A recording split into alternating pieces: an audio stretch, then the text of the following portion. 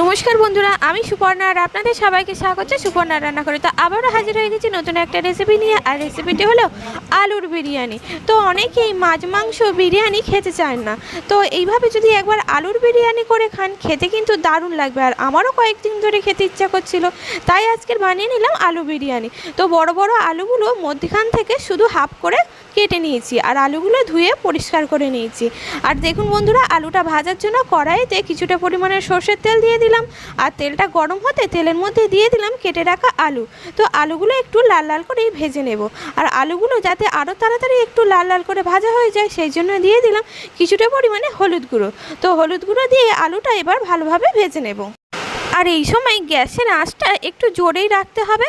আর আলুগুলো ভাজার সময় আলুতে নুন দেব না, কিন্তু সেদ্ধ করার সময় নুন দেব।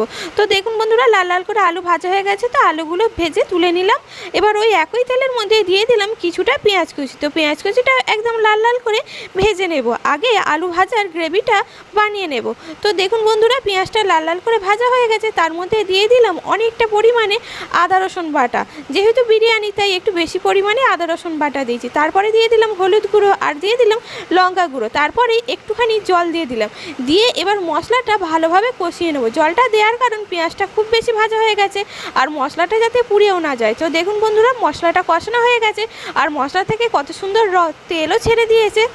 তো দেখুন বন্ধুরা, আলুর গ্রেভিটা একদম পরিপূর্ণভাবে তৈরি হয়ে গেছে। তো এবার আমি দিয়ে দিচ্ছি স্বাদ মতো চিনি, যাতে মশলার তেতো ভাবটা একদম না থাকে। তারপরে আমি দিয়ে দিচ্ছি অনেকটা পরিমাণে বিরিয়ানি মশলা। যেহেতু মাংস আর ডিম দেওয়া নেই তাই বিরিয়ানি মশলাটা একটু বেশি পরিমাণেই দিলাম, সেন্টটা যাতে আর একটু ভালো হয়। তো ভালোভাবে মশলাটাও কষিয়ে নেওয়া হয়ে গেছে। তো আলুগুলো এবার আমি একটা প্রেশার কুকারের মধ্যে নিয়ে নিয়েছি আর তার মধ্যে দিয়ে দিলাম পরিমাণ মতো নুন। আর এই গ্রেভিটা দেখুন বন্ধুরা এবার কড়া থেকে তুলে নিয়ে আর ওই প্রেশার কুকারের মধ্যেই দিয়ে দেব। আর আলুটা এই জন্যই বলছি বন্ধুরা, আপনারাও একটু বড় বড় করেই কেটে নেবেন, তাহলে আলুটা প্রেশার কুকারে একটা সিটি দিয়ে রেখে দিলে খুব বেশি সেদ্ধ হয়ে গলেও যাবে না, আবার খুব বেশি শক্তও থাকবে না। তো এবারে লাস্টে মশলা দেওয়ার পরে কড়া ধুয়ে আলুর জলটা দিয়ে দিলাম। আর খুব বেশি জল দেব না, তাহলে আলুর ঝোল হয়ে যাবে আর আলুর দমের মতো একটু কষা কষা হবে না। তো দেখুন বন্ধুরা, একটা সিটি দিয়ে রেখে দিয়েছিলাম আর আলুটা খুব বেশি কিন্তু সেদ্ধ হয়নি। দেখুন বন্ধুরা, আমি হাত দিয়ে দেখাচ্ছি। আর এই জন্যই বলছিলাম বন্ধুরা, আলুটা একটু বড় বড় করে কেটে নিলে কিন্তু এই আলুটা গলেও যাবে না আর শক্তও থাকবে না। তারপর দেখুন বন্ধুরা, আমি এখানে হাঁড়ি নিয়ে নিয়েছি আর হাঁড়ির মধ্যে আলুর দমটা পুরোপুরিভাবে ঢেলে নিলাম। আর নিয়ে এবার এর ওপরে আমি ভালোভাবে হাতা দিয়ে ঠিক করে দিচ্ছি। আর এই যে লাস্টে তলায় একটু গ্রেভিটা রয়েছে, এই গ্রেভিটা থাকলে ভালো লাগবে, না হলে আলুটা পুড়ে যাওয়ার সম্ভাবনা থাকে।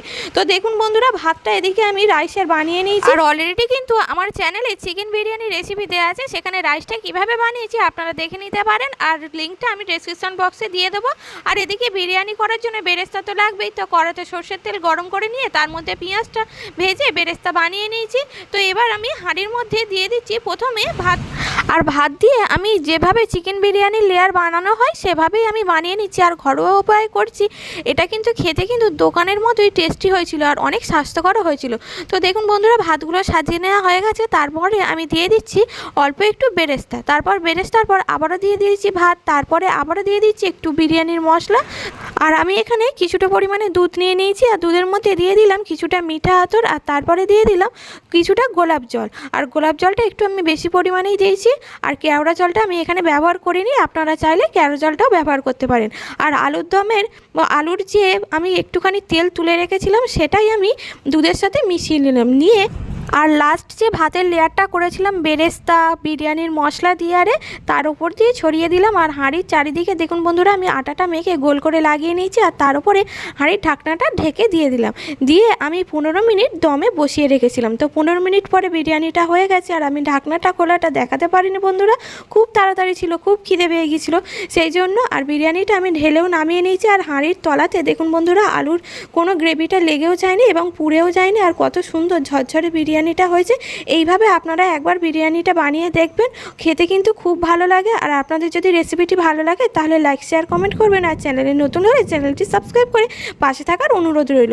আলু বিরিয়ানিটা শুধুও খাওয়া যায়, আর যদি ভালো লাগে তার সাথে একটু চিকেন কষা নিয়ে নেবেন, তাহলে খেতে তো আরও জমে যাবে।